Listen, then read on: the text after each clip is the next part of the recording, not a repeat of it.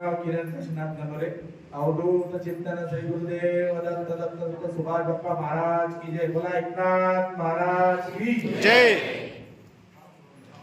मी 2017 मध्ये 302 खुनाच्या प्रकरणामध्ये जेलमध्ये गेलो होतो। महाराजचे माझी ओळख नाही, पण आमचे खैरे साहेब नेहमी महाराज लोकांकडे मोठमोठ्या मंदिरात जातात, सर्व थोडीफार भक्ती होती। माझे बायकोने महाराजांची पोथी आणून दिली, म्हणजे काय महाराज बिराज काही नसता म्हणलं, हे सगळे ढोंगी असतात असं मी तिला म्हणलो की रावणी मी कधी घराच्या बाहेर पडले की 20 वर्षात तुमच्याकरता मी चालले म्हणे बाहेर, तर तुम्ही एवढी पोथी वाचा।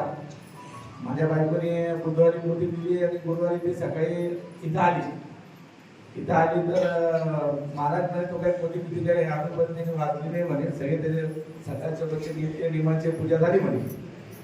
मग मी दुपारून बसलो म्हणे, पण मग मी दुपारी 3:30 ला बसलो, संध्याकाळी 7 वाजेपर्यंत एक पारायण केलं। पहिल्या दिवसात एका याच्यात मी पहिलं पारायण संपवलं।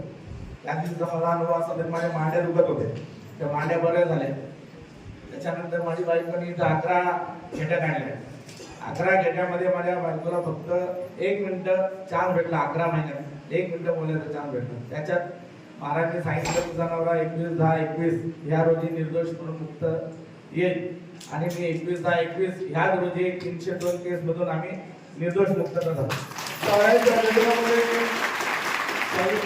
त्यानंतर आता मला मुलगी, आता मुलीचं लग्न होईल नाही होईल ते टेन्शन। महाराजांना तू टेन्शन घेऊ नको, मुलीचं लग्न होईल, जवळ पण चांगला भेटेल, माझ्या मुलीचं लग्न पण झालं। तळ्याच्या केंद्रामध्ये 4 दिवसापूर्वी महाराज संभाजीनगरला आले होते। मला फोन केला, बाबा मला अशाच्या मंत्र्यांकडे जायचं, तू ये। संजय शिरसाट पालकमंत्री त्यांच्याकडे गेले, तसं मी महाराजांना आमच्या साहेबांकडे राहता चला। महाराजांनी खैरे साहेबांना 2 तास वेळ पण दिला। तर त्यावेळेस आमचं एक मुंबईच्या एका प्रॉपर्टीचं डील चालू होती। प्रॉपर्टी घेणारा भेटत होता तर मला घेत नव्हता, मला घेत होता तर प्रॉपर्टी मला येत नव्हता। साहेब ती 25,000 करोडची प्रॉपर्टी, आणि आम्ही आता ती 15,000 करोड मध्ये विकतोय।